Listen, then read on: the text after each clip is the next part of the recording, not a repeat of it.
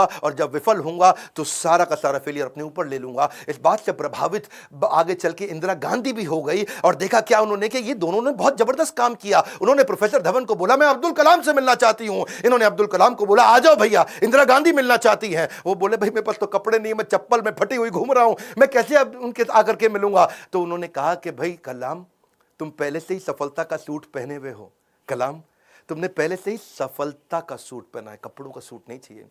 और उन्होंने जाकर के वहां जब इंदिरा गांधी से मिले बड़ी प्रभावित थी।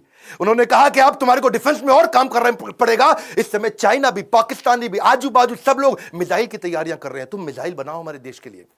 और उसी समय अटल बिहारी वाजपेयी से भी उनकी पहली मुलाकात हुई। अटल से जब उन्होंने हाथ मिलाने के लिए आगे बढ़ा तो अटल उनसे हाथ नहीं मिलाए, अटल बिहारी जी इनको गले लगा लिए। इंदिरा गांधी मुस्कुराई, बोलिए ध्यान रखना अटल बिहारी जी ये मुसलमान है। अटल बिहारी बोले ये मुसलमान बाद में हैं, पहले हमारे देश के नागरिक हैं और हमारे देश के महान साइंटिस्ट हैं।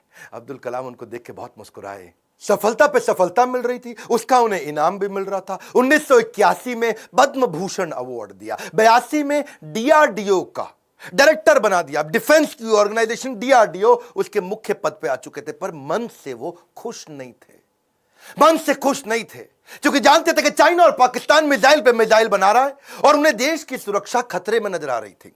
उस दौरान कमाल की बात देखो, अजीबो गरीब इमेजिनेटिव व्यक्ति थे अब्दुल कलाम जी। उन्होंने महाभारत को पढ़ना शुरू किया और महाभारत में बर्बरीक की कहानी सामने आई, उससे बड़े इंस्पायर्ड हुए। बर्बरीक की कहानी अलग सी थी। बर्बरीक कहते हैं कि उनके पास 3 तीर है और 3 तीर से वो क्या करेंगे, पहले तीर में सबको प्रोटेक्ट कर लेंगे, भाई किस किस को प्रोटेक्ट करना है, दूसरे में किस किस को अटैक करना है।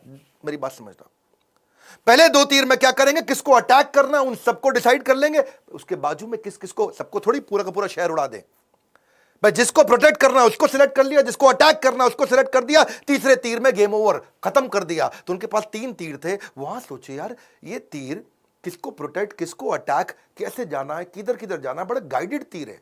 वहां से उन्होंने इंटीग्रेटेड गाइडेड मिसाइल प्रोग्राम तैयार किया कि क्यों नहीं कोई ऐसी मिसाइल बना दे कि आदमी लेफ्ट भागे तो मिसाइल लेफ्ट चली जाए, आदमी राइट भागे तो मिसाइल राइट चली जाए, और जिस टैंक को उड़ाना है वो टैंक आगे निकल गया तो मिसाइल आगे चली जाए। गाइडेड मिसाइल कैसे बनाए, बर्बरीक के उनको इस प्रसंग से इमेजिनेटिव थे। एक इंटरव्यू में बोले कि भगवान कृष्ण के सुदर्शन चक्र से सीखने को मिला। भाई भगवान कृष्ण का सुदर्शन चक्र बड़ा रिमोट कंट्रोल्ड होता है। भाई कृष्ण ने चक्कर छोड़ा और सामने वाले के पास जाके पहले चक्कर रोक दिया, जितनी देर पहले बातचीत करनी है बातचीत कर लिया, चक्कर घूमे जा रहा है, और जब बोलते खत्म करो अटैक करो तो चक्कर मारा उसको और वापस आ गया। तो बोले यार ये बड़ा सिस्टम है, बड़ी एडवांस टेक्नोलॉजी थी। तो वहां से उनको इंटीग्रेटेड